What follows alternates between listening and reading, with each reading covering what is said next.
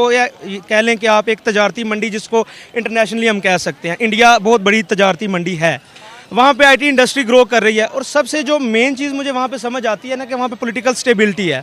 हमारे कंट्री को मैं ये नहीं कहता कि यहाँ पे मतलब चीज़ें ख़राब हैं या ये हैं, लेकिन पॉलिटिकल स्टेबिलिटी जो है ना वो किसी भी जो कंट्री की ग्रोथ के लिए बड़ी इंपॉर्टेंट चीज़ होती है कि एक अगर चीज़ ग्रो करना स्टार्ट हुई है तो उसको प्रॉपर फंक्शनिंग करने दी जाएगी तो वो आगे ग्रो करेगी, ठीक है। तो जब तक वो चीज़ें स्टेबल नहीं होंगी मुल्क के अंदर, मतलब रेवेन्यू आएगा नहीं या इन्वेस्टमेंट आएगी नहीं, तो लोग उस पर ग्रो भी नहीं कर सकेंगे।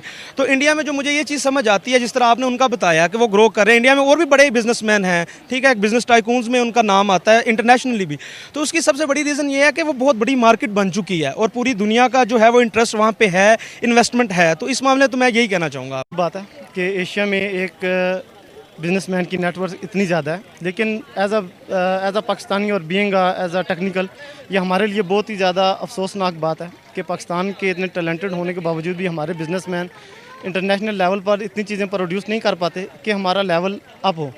अभी रिसेंटली पाकिस्तान में ये इशू है कि कोई भी चीज़ है उसको हम इंटरनेशनल लेवल पर अपग्रेड करने के लिए हमारे पास सिस्टम नहीं है। इवन के जस्ट मैं अभी 2 दिन पहले जो है सऊदीया से आया हूँ और मैं वहाँ पे एज अ टेक्निकल जॉब करता हूँ। वहाँ पर हमारे पास सबसे ज़्यादा जो टेक्निकल लोग हैं वो इंडियन से हैं। और इंडियन से क्यों है कि उन्होंने अपनी एजुकेशन को ग्रो अप किया है, वो latest technology, latest education foreign से अपने मुल्क में लेकर आए हैं। लेकिन हमारी बदकिस्मती ये है कि पॉलिटिशियंस जो हैं, जब 2001 और 2 में जब बिल गेट्स ने गूगल सेंटर पाकिस्तान में उसने लॉन्च करना चाहा था, तो हमारे पॉलिटिशियन ने उसको लॉन्च नहीं करने दिया आगे। इसके बाद जब उन्होंने latest technology, IT, information, infrastructure और एजुकेशन के रिलेटेड, इंजीनियरिंग के रिलेटेड जब उन्होंने एयर और नारकोटिक्स की इंजीनियरिंग जब पाकिस्तान में लानी चाहिए, तो हमारे पॉलिटिशियंस ने उनको नहीं लाने दिया, जिसकी वजह से हमारा मयार या जो टेक्निकल लोग हैं जब तक उनकी ग्रोथ ही नहीं हो रही। दूसरा, एजुकेशनल सिस्टम हमारा टेक्निकल का ऐसा है कि जो 3 year diploma of associate engineering है उसका कोई प्रेफरेबल सिलेबस नहीं है। इवन के जो इंजीनियरिंग है उसका भी कोई टेक्निकल और अथेंटिक सिलेबस नहीं है कि जिसको पढ़ के हम अपना लेवल या मोरल उसको बुलंद कर सकें। हमें 50 साल पुरानी चीज़ें पढ़ाई जाती हैं, लेकिन जब हम फील्ड में जाके उस चीज़ का इम्प्लीमेंटेशन करते हैं, जो फील्ड है वो 50 साल एडवांस की चीज़ें हमें प्रोवाइड कर रही होती है, लेकिन हमारा जो एजुकेशन सिस्टम है वो हमें 50 साल पुरानी चीज़ें दे रहा होता है। तो वहाँ पर जाके हम जितने भी इंटेलिजेंट हो, जितने भी हम हार्ड वर्कर हों, हम वहाँ पर जाके फेल हो जाते हैं। इवन के बीइंग अ पाकिस्तानी, मैं एक फॉरनर हूँ और मैं बाहर जॉब कर रहा हूँ, अपनी जो है लाइफ की मैं तो स्ट्रगल कर रहा हूँ। हमने जो इधर पढ़ा है वो सब कुछ उधर जाके फेल हो गया। हमारी जो गवर्नमेंट है वो उसकी पॉलिसीज़ अपनी यूथ को ग्रो अप करने के लिए नहीं है। अभी इमरान खान की हुकूमत थी और हम सब लोग उससे खुश थे इस वजह से कि उसने अपनी यूथ को डेवलप करने के लिए बहुत ज़्यादा काम किया है। लेकिन अनफॉर्चुनेटली अभी जो टेक ओवर हुआ है उसके नतीजे में जो इमरान खान ने फैसिलिटीज़ यूथ को दी थी वो भी बिल्कुल ख़त्म कर दी गई हैं। उसमें जो काम किया ना, वो उसने ये काम किया कि उसने इंटरनेशनल लेवल की जितनी भी बेस्ट यूनिवर्सिटीज़ थी वो अपने मुल्क में ले आए। उसके जो लोग पहले यूरोप या कनाडा जाते थे एजुकेशन के लिए, उन्होंने वो यूनिवर्सिटीज़ उठा के अपने मुल्क में रख दी और उनकी एजुकेशन और फीस लेवल बहुत ज़्यादा डाउन कर दिया। तो उससे क्या हुआ कि उनकी यूथ जो थी, यहाँ पे फॉर एग्ज़ाम्पल यहाँ पे अगर 100 बच्चे हैं वो एफएससी करते हैं, वहाँ पे उनके वो 100 बच्चे जो हैं वो इंजीनियरिंग करते हैं, वो आईटी करते हैं। इवन के जो गूगल सेंटर अमेरिका में है वहाँ पे 30% जो लोग हैं वो इंडिया से हैं, वो इंडिया, तमिलनाडु, कर्नाटका से हैं, क्योंकि उन्होंने आईटी टेक्नोलॉजी, सॉफ्टवेयर इंजीनियरिंग को इतना ज़्यादा आम इंडिया में कर दिया है कि हर 5वां जो आदमी है या लड़का है, जो लड़की है, वो सॉफ्टवेयर इंजीनियर है।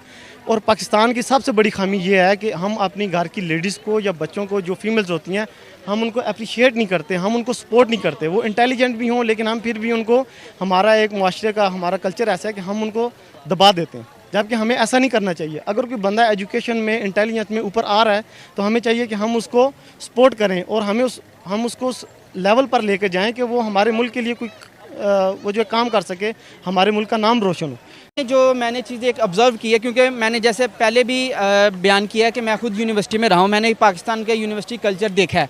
यहाँ पे स्टूडेंट्स को पढ़ाया जाता है कि सिर्फ वो एक डिग्री ले लें, उनकी पर्सनल डेवलपमेंट, उनकी ग्रूमिंग, उनका जो व्यू है, विजन है, वो ब्रॉड हो, ऐसा बिल्कुल यहाँ पे नहीं है।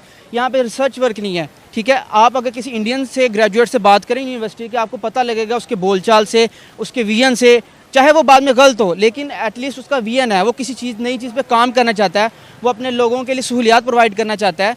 ठीक है, पाकिस्तान में ऐसा नहीं है। पाकिस्तान में ये है कि हमें डिग्री की है, उसके बाद हमें सिर्फ जॉब चाहिए और अपने लिए चाहिए।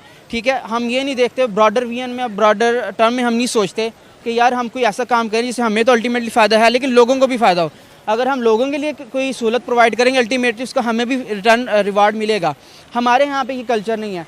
आप इंडियन जो देखेंगे उनके यूनिवर्सिटीज़ के प्रोफेसर जो हैं वो अपने स्टूडेंट्स को इनकरेज करते हैं। अब मैंने जो है ना कुछ डिफरेंट स्टूडेंट्स के साथ इंटरेक्शन किया है, उसमें इंडियन स्टूडेंट्स भी शामिल हैं, उसमें हमारे पास यूके के स्टूडेंट्स भी शामिल हैं, क्योंकि मैं एक वेट हूँ। हमारी एक एसोसिएशन है IVS से, उसके थ्रू हम मुख्तलिफ दुनिया के इंस्टीट्यूशन के थ्रू जो है ना स्टूडेंट से कॉन्टैक्ट करते हैं, उनसे रब्ता करते हैं। मैंने एक चीज़ पर्सनली ये बहुत ज़्यादा फील की है कि वहाँ पर स्टूडेंट्स की जो ग्रूमिंग है ना, हमारी वहाँ स्टूडेंट्स की ग्रूमिंग उस तरह की नहीं है। हम लोग बहुत ज़्यादा लैग कर रहे हैं, हमारे स्टूडेंट्स में कॉन्फिडेंस नहीं है। कॉन्फिडेंस इस सेंस में नहीं है कि हमने जो डिग्री या कोई एक्वायर की है उसमें हम कम्पिटेंट हों, हम अपनी फील्ड में माहिर हों। उसके अगर जब तक हम कम्पिटेंट नहीं होंगे हम तब भी डिलीवर नहीं कर सकेंगे। ठीक है, तो ये 2-3 चीज़ें हैं, हमें इस पर सोचने की ज़रूरत है। ठीक है, इंडिया भी बिल्कुल हमारे से बहुत आगे, बहुत उनका एजुकेशन सिस्टम जो है वो बहुत ज़्यादा स्ट्रॉन्ग है हमसे। IT में वो बहुत ज़्यादा, हम उनसे मदद ले सकते हैं और लेनी भी चाहिए।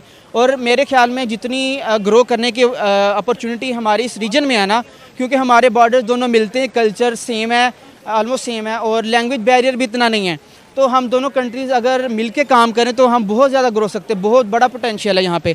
ठीक है, हमारे पाकिस्तान में ऐसा नहीं है कि टैलेंट नहीं है, टैलेंट है लेकिन हम उसे अच्छी तरह से एक्सप्लॉइट नहीं कर पा रहे। मैम नो वरीज़ के पाकिस्तान कर सकता है, लेकिन उसके लिए कुछ स्टेप्स रिक्वायर हैं। ज़ाहिर बात है, सबसे पहले आपने जो इन्वेस्टर्स हैं या जो फॉरेन इन्वेस्टर्स या लोकल इन्वेस्टर्स, उनको सबसे पहले आपने एक श्योरिटी देनी है, एक स्टेबिलिटी की, कि आपके कंट्री में यहाँ पे देखें ना, जैसे ही गवर्नमेंट चेंज होती है तो जो पिछली गवर्नमेंट ने प्रोजेक्ट स्टार्ट किए होते हैं वो अगली गवर्नमेंट आके स्टॉप कर देती है जी, कि उन पर उनकी तख्ती ना लग जाए, बोर्ड ना लग जाए। तो सबसे पहली चीज़ तो यह है कि आप उनको स्टेबिलिटी देंगे तो इन्वेस्टमेंट आएगी, जब इन्वेस्टमेंट आएगी तब ग्रोथ भी आएगी। दूसरी चीज़ ये है कि यहाँ पर आपने रिसर्च पर वर्क करेंगे ना जितना, हाँ ये है कि हम उनके बाद स्टार्ट करेंगे, लेकिन हो सकता है हम उनके बराबर पहुंच के उनसे आगे भी निकल सकते हैं। हम निकल सकते हैं लेकिन उसके लिए कुछ स्टेप्स भी ज़ाहिर बात है रिक्वायर्ड है। सर मुझे ये बताएं, इंडिया की इस तरक्की, इस जो उनका ये जो आगे कदम बढ़ा रहे हैं इंडिया तरक्की की राह में, इसका क्रेडिट आप किसको देंगे? मैम इंडिया की क्रेडिट जो है ना, मैं उनकी गवर्नमेंट, मतलब हम जिस तरह हम मीडिया से सुनते हैं कि मीडिया से हमें पता चलता है ना, हम खुद तो विजिट नहीं करते, उनकी गवर्नमेंट के बारे में, उनकी अपोजिशन भी हमारे मुल्क में भी इसी तरह ही है कि अपोजिशन कहती है जी गवर्नमेंट ने कुछ नहीं किया, कुछ नहीं किया। उन्होंने चाहे कुछ ना किया हो, हम इस बारे में नहीं जानते ना, हमें पता है, लेकिन जिस हिसाब से वहाँ से रिसर्च के थ्रू और IT एक्सपर्ट्स निकल रहे हैं, टॉप लीडर्स निकल रहे हैं, बिजनेस टाइकून्स निकल रहे हैं, तो नो डाउट कि वहाँ पर आपको अपॉर्चुनिटीज़ मिल रही हैं। उनकी गवर्नमेंट या लोकल गवर्नमेंट, उनका मतलब जिससे स्टेट्स हैं डिफरेंट ना, हमारे तो 4 सूबे हैं, प्रोविंसेस हैं, वहाँ पे तो इतनी स्टेट्स हैं, तो नो डाउट कि वहाँ पे कोई ना कोई इकदामात या वो मैनेजमेंट कर रहे हैं ना कि अवाम को अपॉर्चुनिटीज़ मिल रही है तो वो आगे निकल रहे हैं। तो मीडिया पे हमें चाहे जितना मर्जी सुनने को मिले जी कि इंडिया गरीब है, वहाँ के लोग मर रहे हैं भूख से, ये वो, जारी बात है अपॉर्चुनिटीज़ हैं तो वो आगे निकल रहे हैं, यही चीज़ है। आने वाले 20 सालों में या आने वाले 5 सालों में हमने इंटरनेशनल लेवल पे अपनी एजुकेशन को कितना ग्रू अप करना है।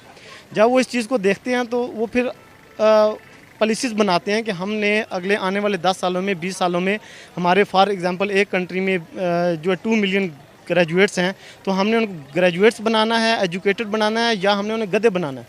यहाँ पे क्या होता है, मोस्टली जो यहाँ पे डॉक्टर्स हैं, ठीक है, वो जो वेल एजुकेटेड है या वेल एक्सपीरियंस्ड है, वो कोई बंदा यहाँ पे आपको नहीं मिलेगा। वो यहाँ पे out of the country prefer करते हैं। जो इंजीनियर्स हैं वो खुद आउट ऑफ कंट्री प्रेफर करते हैं। मैं एज अ खुद एक इंजीनियर हूँ, लेकिन मैं खुद प्रेफर करता हूँ कि मैं मुल्क से बाहर काम करूँ।